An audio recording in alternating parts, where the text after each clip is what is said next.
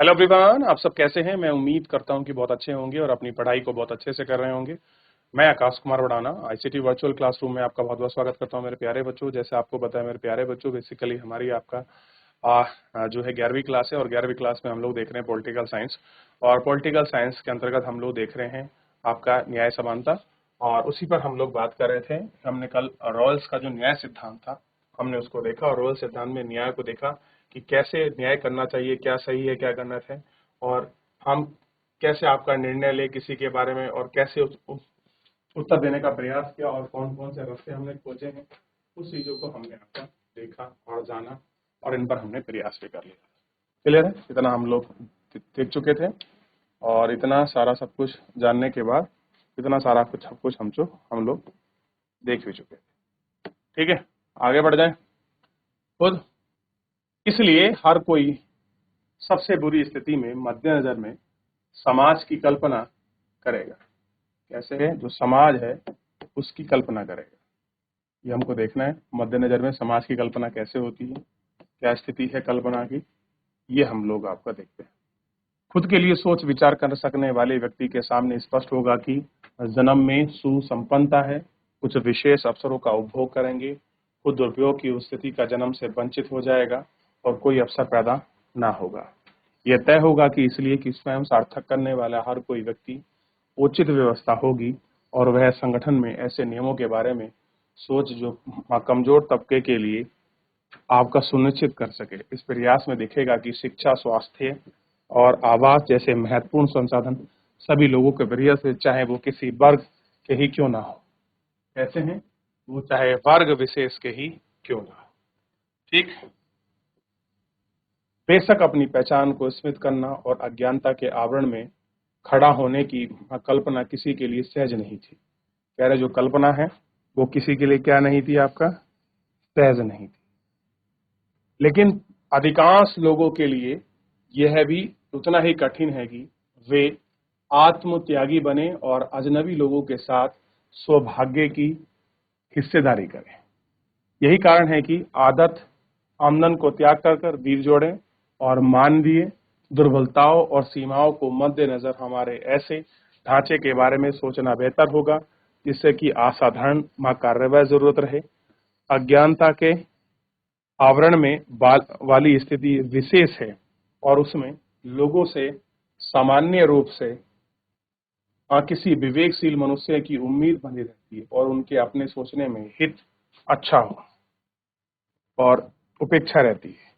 हालांकि प्रासंगिक बात यह है कि जब वो अज्ञानता के आवरण में कर चुके हैं तो ये पाएंगे कि सबसे बुरी स्थिति सोचने के लिए क्या हितकारी है।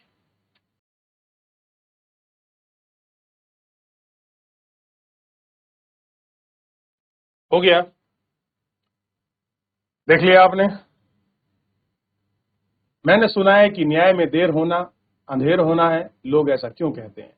क्योंकि किसी विवाद के निर्णय में बहुत देर से होता है या हो सकता है कि पीड़ित व्यक्ति को कानूनी सलाह का कोई लाभ न मिले। ऐसा मुकदमा जीतने का क्या फायदा जिनका फैसला मर जाने के बाद आए।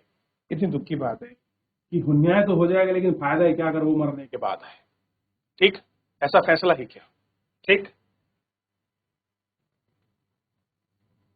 अज्ञानता की कल्पित अवधारणा और न उचित कानूनी और नीति प्रणाली तक पहुंचने का पहला कदम। इससे यह प्रकट होता है कि विवेकशील मनुष्य न केवल सबसे बुरे समय के आपके मदद चीजों को देखते हैं, बल्कि यह भी सुनिश्चित करने की कोशिश करेंगे कि उनके द्वारा निर्मित नीतियां समग्र समाज के लिए लाभप्रद हों।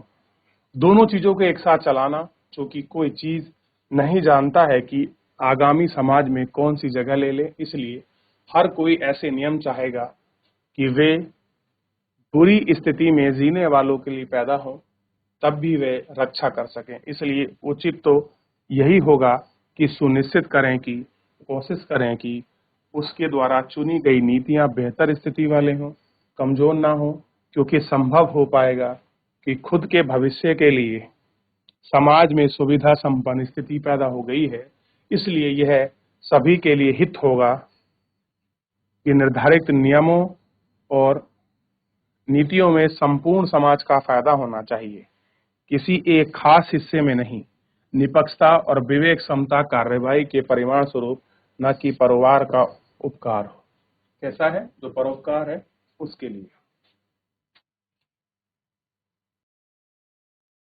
देख लिया? आगे बढ़े। इस रॉयल्स महातर्क देते हैं कि नैतिकता ही नहीं बल्कि विवेकशील चिंतन हमें समाज में लाभ और भार के वितरण के मामले में निष्पक्ष होकर विचार करें और उसे प्रेरित करता है। उदाहरण में हमारे पास पहले बने बनाया कई लक्ष्य नैतिकता के प्रतिमान नहीं है। हमारे सबसे अच्छा क्या है और नैतिकता करने के लिए हम स्वतंत्र होते हैं। यह विश्व रॉयल्स के सिद्धांत निष्पक्ष और न्याय के प्रश्न का हल करते हैं। प्रश्न को हल करने में महत्वपूर्ण आपका सबल सबसे सरल रास्ता है कि अगर आप निष्पक्ष और न्याय के प्रश्न को हल कर रहे हैं का महत्वपूर्ण है सबल रास्ता बना देते। आप निष्पक्षता को लेकर चलिए, न्यूट्रल रहिए, ना किसी के पक्ष की बात कीजिए, ना तर्क में, आराम सुनिए और से न्याय की बात करिए। कैसा है? न्याय हो गया।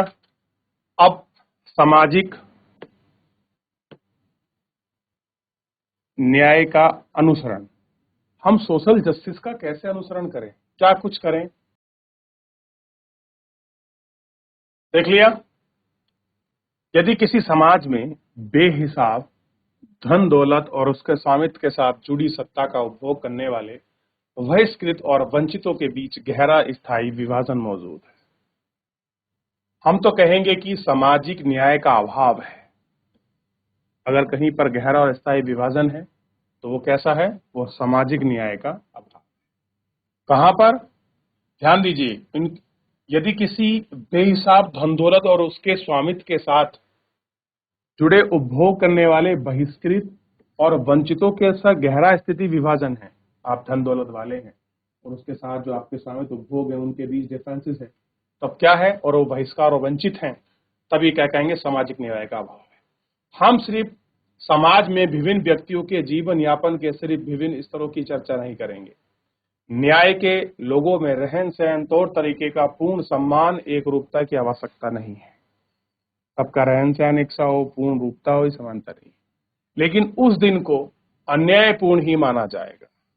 धन और गरीबी के बीच की खाई इतनी गहरी हो गई है कि बिल्कुल विभिन्न दुनिया में रहने वाले लोग अपेक्षाकृत वंचितों की अपनी स्थिति में सुधार का कोई मौका ना मिले, चाहे वो कितना भी कठिन क्यों ना हो। दूसरे शब्दों में न्यायपूर्ण समाज को लोगों की न्यूनतम बुनियादी स्थिति को जरूर मुहैया करानी चाहिए। ऐसी है, जरूर मुहैया करानी चाहिए ताकि स्वास्थ्य और सुरक्षित जीवन जीने के सक्षम हो सके, समाज में अपनी प्रतिभा का विकास करें और साथ ही समान अवसरों के जरिए चुने लक्ष्य की ओर बढ़ सके। कैसा हो सके? जो चुने हुए लक्ष्य हैं उनकी ओर हम लोग आगे बढ़ सके। तो यही हमारी कोशिश है कि हम धनी और गरीब के बीच की खाई अगर हो गई है तो वो अलग डिफरेंसेस है, समाज के न्याय में बुनियादी स्थिति को हमको जरूर मुहैया करानी चाहिए। स्वास्थ्य हो, जीवन सुरक्षा हो, ये सब हम सक्षम करा दें तो जीवन बड़ा आसान और सरल हो जाएगा। ये हमको देखना, ठीक, यही पहलू है। चलिए आगे बढ़ जाए। लोगों की जिंदगी के लिए जरूरी बुनियादी स्थितियों का निर्धारण हम कैसे करते हैं? विभिन्न सरकारों और विश्व स्तर स्वास्थ्य संगठन जैसे अंतर्राष्ट्रीय संगठनों ने लोगों के बुनियादी आवश्यकताओं की गणना के लिए विभिन्न तरीके के इजाद किए हैं। कैसे हैं? बुनियादी आवश्यकताओं की गणना के लिए। लेकिन सामान्यतः इस पर सहमति है कि स्वास्थ्य में रहने की आवश्यक पोषक तत्व की बुनियादी मात्रा, कह रहे हैं कि स्वास्थ्य में रहने के लिए आवश्यक पोषक तत्व की बुनियादी मात्रा आवास, शुद्ध पेयजल आपूर्ति, शिक्षा और न्यूनतम मजदूरी स्थिति महत्वपूर्ण हिस्से देगी। लोगों की बुनियादी जरूरतों को पूरा करने के लिए लोकतांत्रिक सरकार जिम्मेवार समझी जाती है। हालांकि सभी नागरिकों के लिए इन बुनियादी शर्तों को पूरा करने के लिए खास तौर पर देश में जहां गरीब बड़ी संख्या में तादाद में है, सरकार पर भारी बोझ बन सकती है। ऐसा है, सरकार पर भारी बोझ बन सकती है। ठीक, इसको देखना है और ये पूर्ति सत्य है। अगर हम सब इस बात पर सहमत हो जाएं कि सरकार को राज्य के सबसे वंचित सदस्यों की मदद करनी चाहती है। क्या कह लें, अगर सरकार कहे कि हमको जो सबसे गरीब व्यक्ति है मुझे उसकी सबसे ज्यादा आपके वंचितों की मदद करनी है, तो वे बाकियों के साथ एक हद तक समानता का आनंद ले सकते हैं। तब भी इस बात पर असहमति हो सकती है कि इस लक्ष्य को पाने का सर्वोत्तम तरीका क्या है। आजकल हम समाज में और दुनिया के अन्य हिस्सों में भी विभिन्न बहस चल रही हैं। कह रहे हैं अलग अलग बहस चल रही हैं। मुक्त बाजार के जरिए खुली प्रतियोगिता को बढ़ावा देना, आपका सुव्यवस्था सदियों को नुकसान पहुंचाना, सुविधाओं की मदद का सर्वोत्तम तरीका हो सकता है। गरीबों को न्यूनतम बुनियादी सुविधा मुहैया कराने की जिम्मेवारी सरकार को लेनी चाहिए कि भैया कौन रिस्पॉन्सिबिलिटी ले, गवर्नमेंट ले कि क्या उनको सुविधा करानी, ठीक, और यही जिम्मेदारी सरकार की। हमारे देश में विभिन्न प्रस्तावों में विभिन्न राजनीतिक समूह समर्थन कर रहे हैं। ग्रामीण और शहरी, गरीब जैसे सीमांत समूह की आबादी की सहायता के लिए विभिन्न योजना के गुणात्मक गुण दोष पर बहस करते हुए इस खंड में हम अपेक्षा करते हैं कि विवाद की परख क्या हो। चलिए आगे बढ़े। इसके बाद है मुक्त बाजार बनाम राज्य का हस्तक्षेप। अब ये मुक्त बाजार की जो पॉलिसी है ये है बाजार नीति। आप देखते हैं बहुत बार बाजार की कीमत अचानक बढ़ जाती है, कोई चीज मूल्य रेट बढ़ जाता है, सरकार फिर उसमें उंगली करती है, उसका कीमत निर्धारित करती है, चीजों को देखती है। तो मुक्त बाजार बनाम राज्य का हस्तक्षेप, इनको देखते हैं कि मुक्त बाजार क्या है और बनाम राज्य का हस्तक्षेप करने से क्या प्रभावित हो। मुक्त बाजार के समर्थकों का मानना है जहां तक संभव हो व्यक्ति को संपत्ति अर्जित करने के लिए मूल्य, मजदूरी और मुनाफे के मामले में दूसरों के साथ अनुबंध और समझौते शामिल होने के लिए स्वतंत्र रहना चाहिए। कह रहे जहां भी उसको अपना मूल्य फिक्स करना हो, मजदूरी फिक्स करनी हो और कोई भी प्रॉफिट का मामला हो, दूसरे के मामले में ना तो किसी कॉन्ट्रैक्ट करे ना कोई समझौता करे, उसे आपका स्वतंत्र होना रहना चाहिए। क्या वो मूल्य डिसाइड कर रहा है, क्या मजदूरी, क्या मुनाफा, सब कुछ उन्हें लाभ की अधिकतम मात्रा हासिल करने हेतु एक दूसरे के साथ प्रतिद्वंद यानी कि कंपटीशन वहां करने की छूट देनी चाहिए। कह रहे कि उनको कंपटीशन करने की आपको छूट होनी चाहिए। मुक्त बाजार का सरल चित्रण है। मुक्त बाजार के समर्थक मानते हैं कि अगर बाजारों को राज्य का हस्तक्षेप मुक्त कर दिया जाए तो बाजार, कारोबार और कुल योग मिलाकर समाज के लाभ और वहां कर्तव्यों का न्यायपूर्ण वितरण आपका करेगा। इससे योग्यता और आपका प्रतिभा लेस लोगों की अधिकतम प्रतिफल मिलेगा। जब असक्षम लोगों का कम हासिल होंगे तो उनकी मान्यता है कि बाजार वितरण का जो भी परिमाण हो वह अन्याय संगत होगा। कैसा होगा? अन्याय संगत हो। हालांकि मुक्त बाजार में सभी समर्थक पूर्णतः अप्रक्रिया बाजार बंधन, इसको हम लोग देखें तो एक बार पीछे पढ़ लीजिए। सामाजिक प्रक्रिया में क्या कुछ रहा, कैसे कुछ घटी परंपराएं हैं, और वहीं डॉक्टर भीमराव अंबेडकर का है कि न्यायपूर्ण समाज वह है जिसमें परस्पर समानता की बढ़ती हुई भावना और अपमान की घटती हुई भावना मिलकर एक करुणा भरे समाज का निर्माण करे। कितनी अच्छी बात कही है डॉक्टर भीमराव अंबेडकर।